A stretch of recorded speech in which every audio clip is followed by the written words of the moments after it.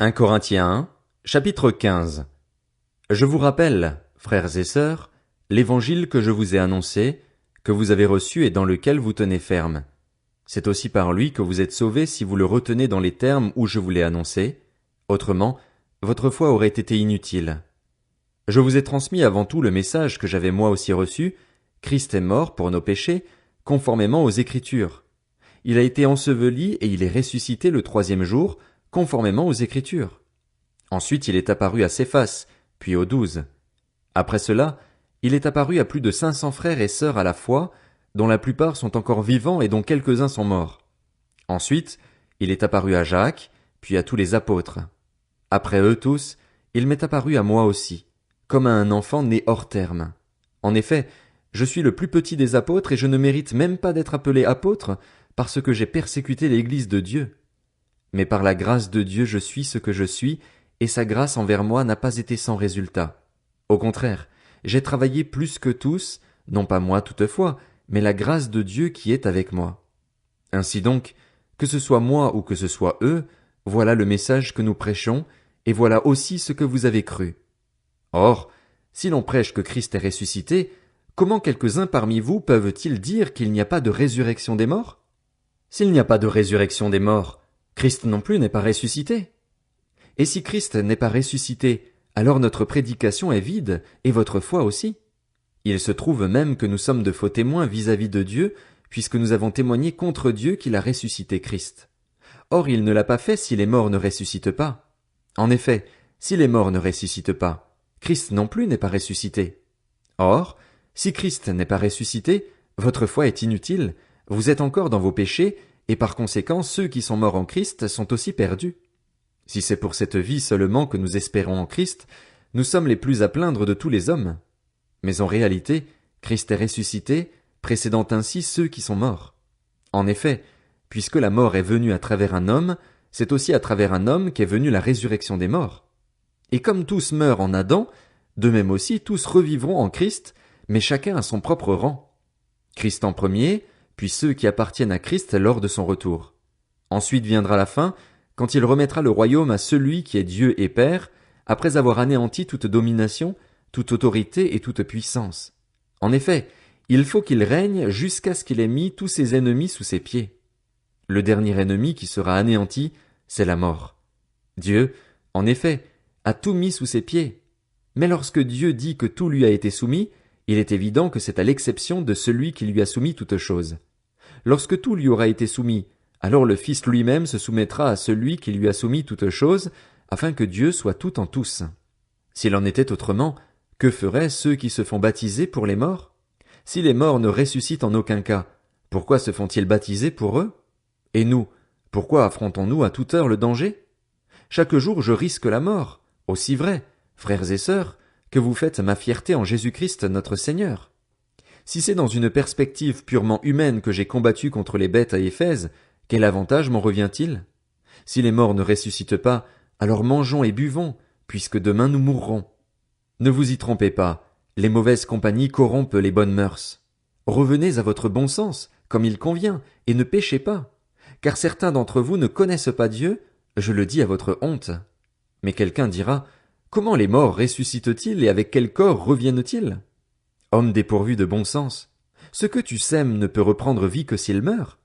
Et ce que tu sèmes, ce n'est pas la plante qui poussera. C'est une simple graine, un grain de blé peut-être, ou d'une autre semence. Puis Dieu lui donne un corps, comme il le veut, et à chaque semence il donne un corps qui lui est propre.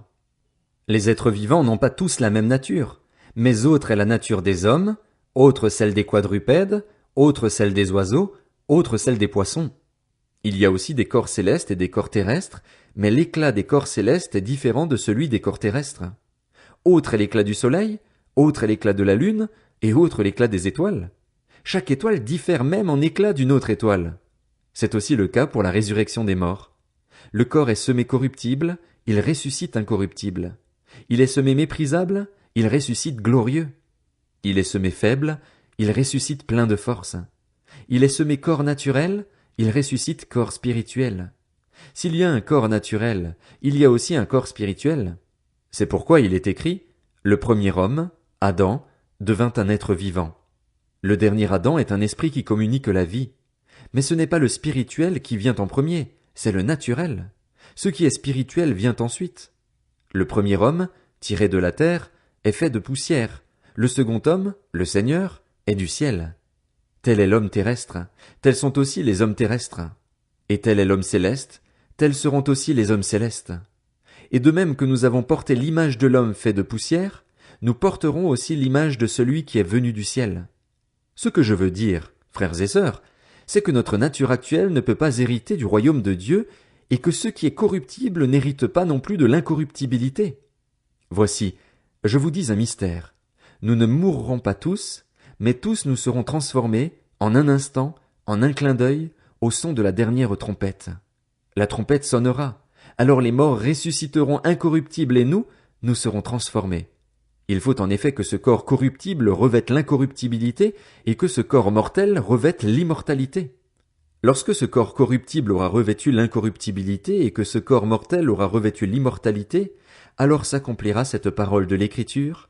La mort a été engloutie dans la victoire. Mort, où est ton aiguillon?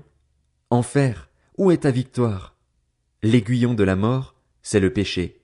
Et ce qui donne sa puissance au péché, c'est la loi. Mais que Dieu soit remercié, lui qui nous donne la victoire par notre Seigneur Jésus-Christ. Ainsi, mes frères et sœurs bien-aimés, soyez fermes, inébranlables. Travaillez de mieux en mieux à l'œuvre du Seigneur, sachant que votre travail n'est pas sans résultat dans le Seigneur. 1 Corinthiens, chapitre 16.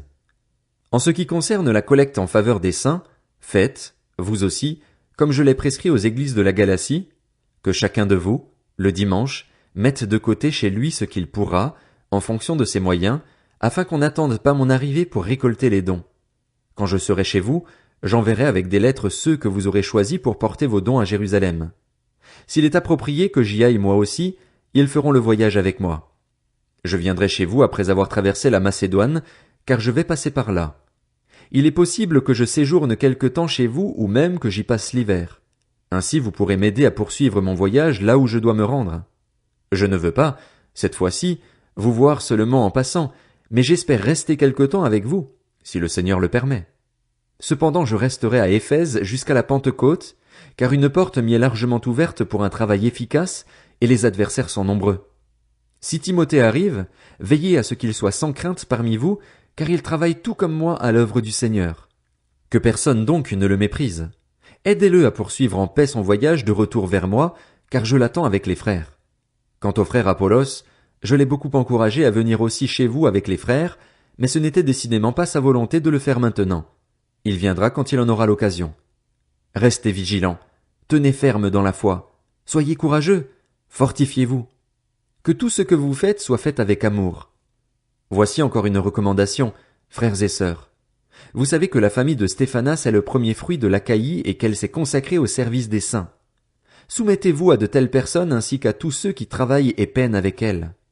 Je me réjouis de la présence de Stéphanas, de Fortunatus et d'Achaïcus.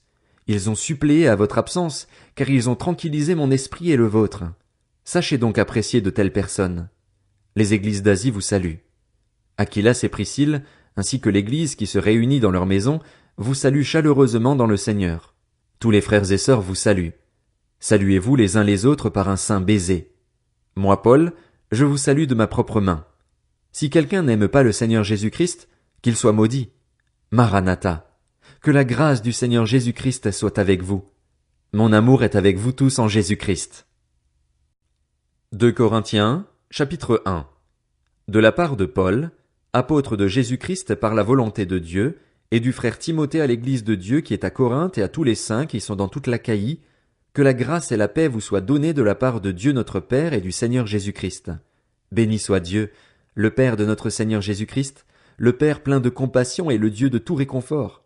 Il nous réconforte dans toutes nos détresses afin que nous puissions réconforter ceux qui se trouvent dans la détresse, grâce à l'encouragement que nous recevons nous-mêmes de la part de Dieu. En effet, de même que les souffrances de Christ abondent pour nous, de même aussi, c'est par Christ que notre réconfort abonde. Si nous sommes dans la détresse, c'est pour votre réconfort et pour votre salut.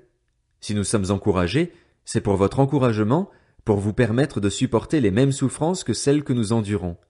Et notre espérance à votre sujet est ferme, parce que nous savons que si vous avez part aux souffrances, vous avez part aussi au réconfort.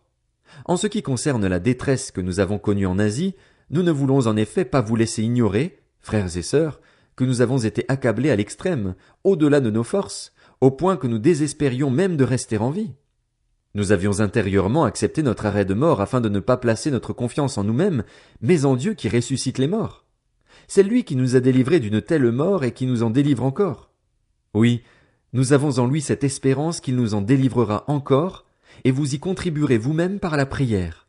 Ainsi, la grâce obtenue pour nous par beaucoup de personnes sera pour beaucoup une occasion de remercier Dieu à notre sujet. En effet, voici notre sujet de fierté et le témoignage de notre conscience. Nous nous sommes conduits dans le monde, et plus particulièrement vis-à-vis de vous, avec la sincérité et la pureté qui viennent de Dieu, non pas avec une sagesse humaine, mais avec la grâce de Dieu. Nous ne vous écrivons rien d'autre que ce que vous lisez et comprenez. Et j'espère que vous comprendrez complètement, puisque vous l'avez déjà compris en partie, que nous sommes votre sujet de fierté, de même que vous serez aussi le nôtre, le jour du Seigneur Jésus.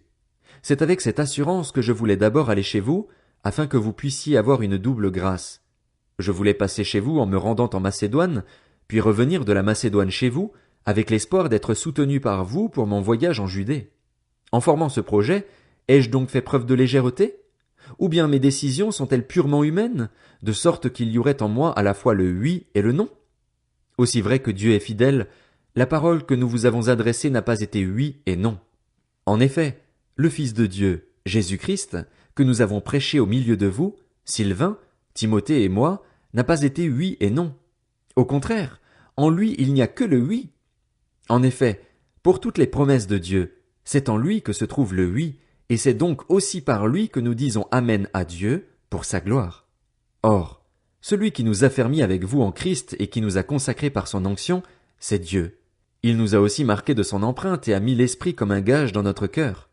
Quant à moi, j'en prends Dieu à témoin sur ma vie, c'est pour vous ménager que je ne suis pas revenu à Corinthe. Ce n'est pas que nous voulions dominer sur votre foi, mais plutôt que nous contribuons à votre joie, car vous êtes fermes dans la foi.